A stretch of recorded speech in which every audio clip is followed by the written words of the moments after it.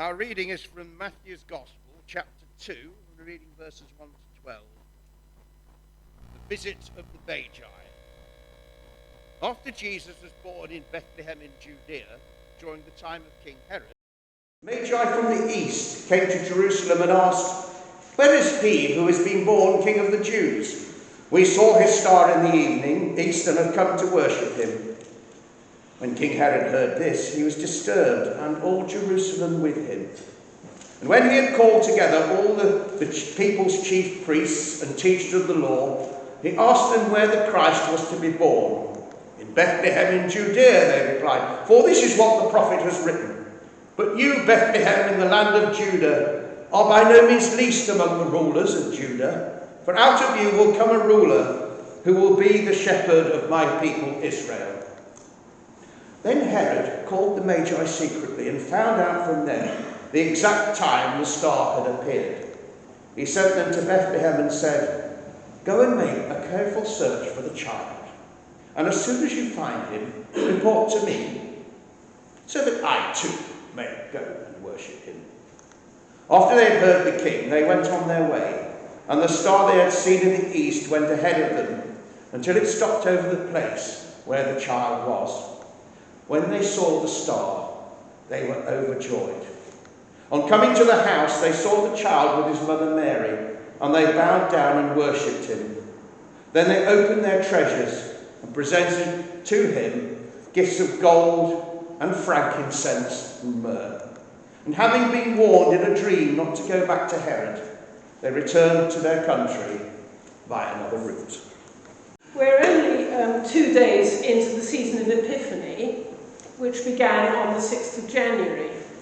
Although we may think that we've packed Christmas safely away for another year, there are some parts of the Christian church, the Orthodox Church in particular, who continue to make much of Epiphany, and the season of Epiphany has only just begun for them, and perhaps for us too.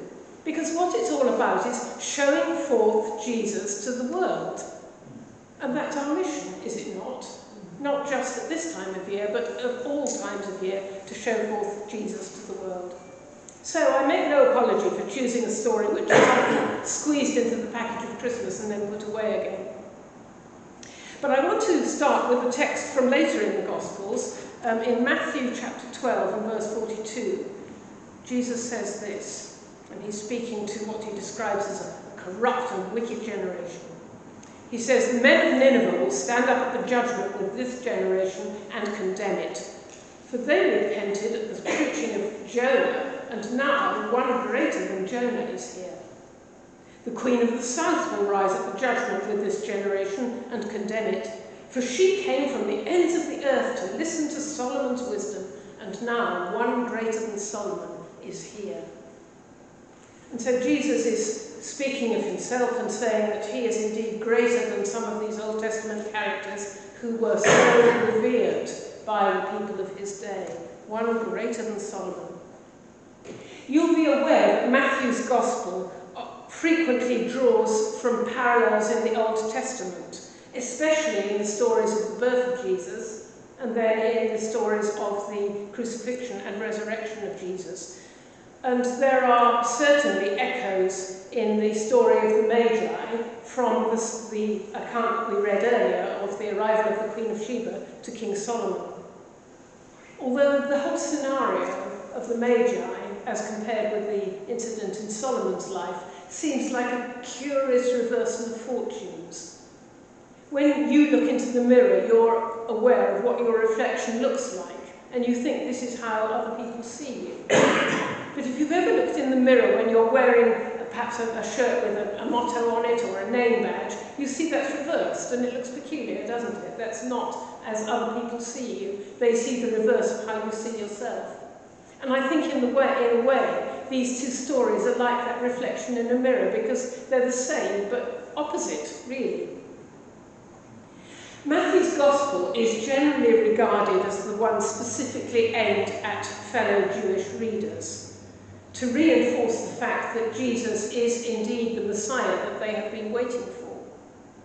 Yet, despite the mandate to Jewish readers, Matthew begins and ends with a wider worldview. He ends, as you know, with the commission, the Great Commission, go into all the world and preach the gospel. And he begins the gospel earlier on here with this visit of foreigners from the east who came and made the pilgrimage to the birthplace of Jesus. The original command for the Jews was to be an example to the whole world, to fulfill the promise made to Abraham, that they would be a blessing to all the nations. Of course, the only person who really fulfilled that mandate and that promise was Jesus himself. So who were these strangers who came? Well, of course, the story of the Magi has been overlaid with an awful lot of tradition and sentiment. But the idea of calling them kings, when the gospel doesn't say so, well, where did that come from? I think it's the thought that possibly this prophecy in Isaiah was being fulfilled. In Isaiah chapter 60, where it says, nations will come to your light and kings to the brightness of your dawn.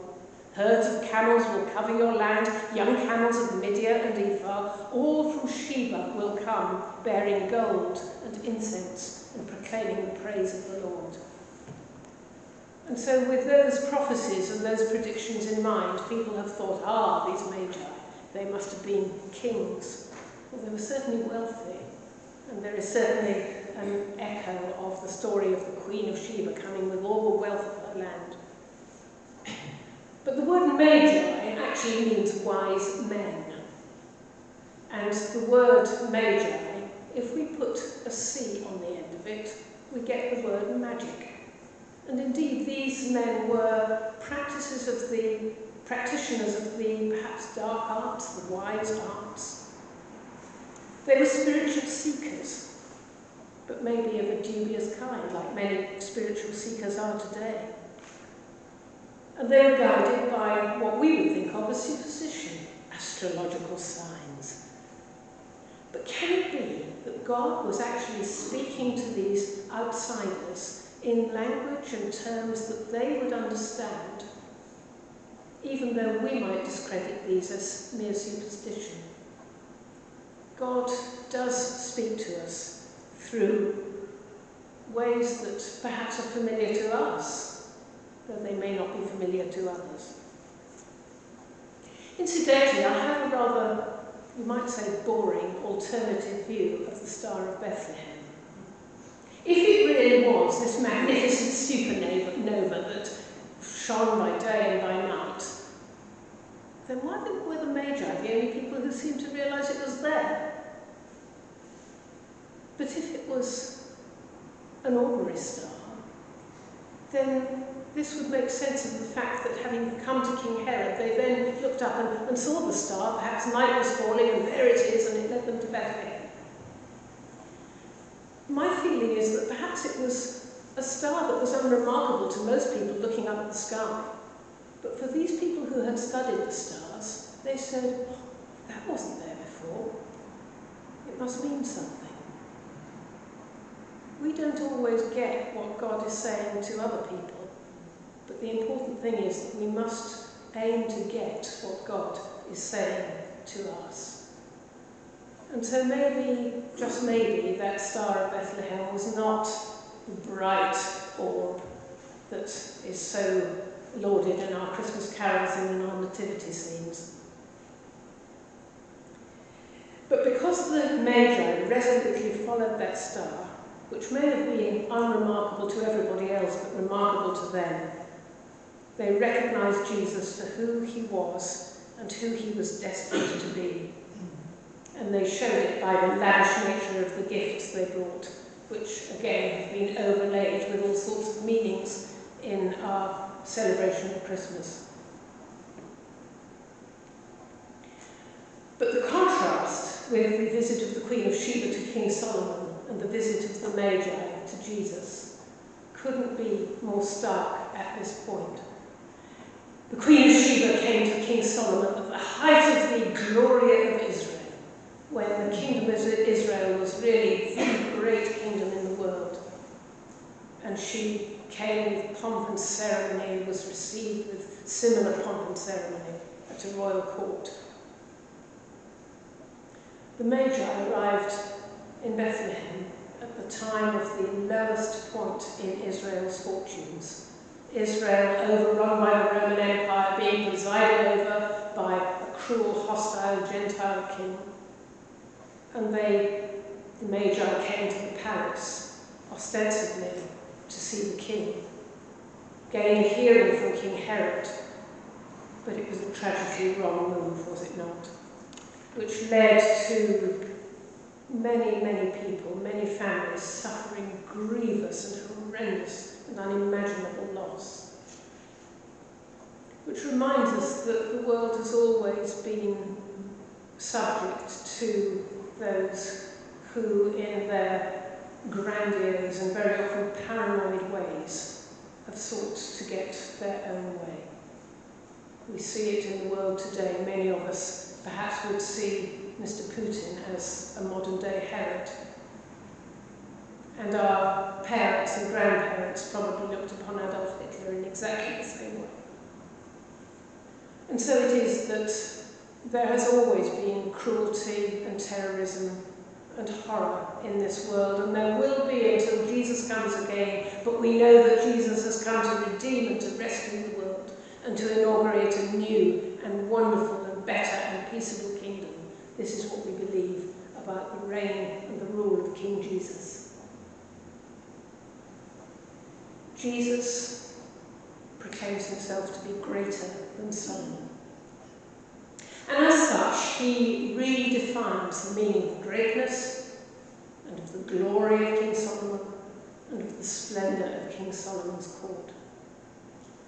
Because Jesus' greatness is found in humility, a humility which is inclusive of all people. He constantly told his disciples that he had come to be the servant of all in order to raise his people up. It sounds like a real paradox, a real contradiction, that like that backwards reflection in the mirror, if you like, that to become great, you have to abase yourself and become humble. But history does seem to remember and to honour those who have sacrificed themselves in the interest of others, rather more than the superficial and transient heroes that are lauded by society one minute and forgotten the next. The Bible tells us in 1 Peter, God opposes the proud, but gives great grace to the humble. Humble yourselves, therefore, under God's mighty hand, that he may lift you up in due time. Cast all your anxiety on him, because he cares for you. Jesus' greatness is found in his humility and not in his self-aggrandizement. And Jesus is greater than Solomon in glory. The glory of Solomon's court was the acquisition of land and wealth and wives. It's said that Solomon married 700 women and had 300 concubines. He must have been an incredibly energetic man. But the acquisition of all these wives brought an unexpected cost. Not just because women are expensive to keep, we're not, are we? But because all these women that he brought into the palace were princesses from foreign dominions who brought their own gods with them, and Solomon allowed them to place shrines to their gods in the temple, and thus defiling it and defiling the worship of Israel. It was a legacy which eventually led to the loss of the glory and of the wealth and of the land, and the destruction of the temple. And the temple was the one place that God had set his name upon, where he could meet with his people.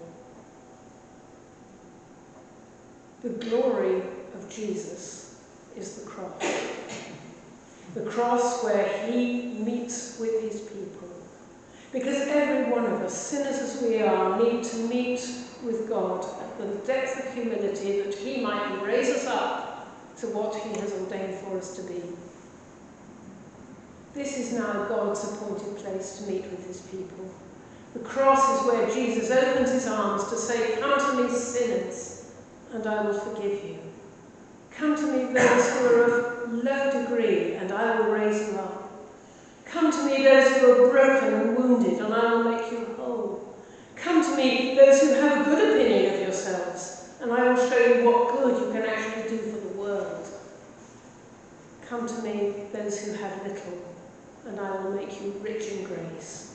Come to me, those who have much, and I will teach you to use it for the good and the benefit of others." Jesus' glory is the cross, and from that cross he invites you and me to come to him.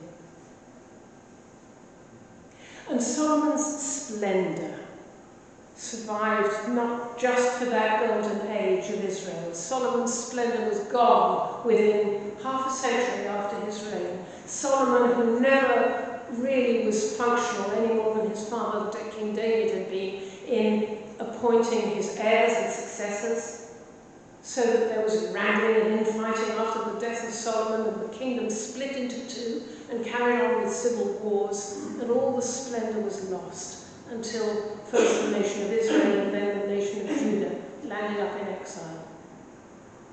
How long was that earthly splendour to last? Well, it wasn't.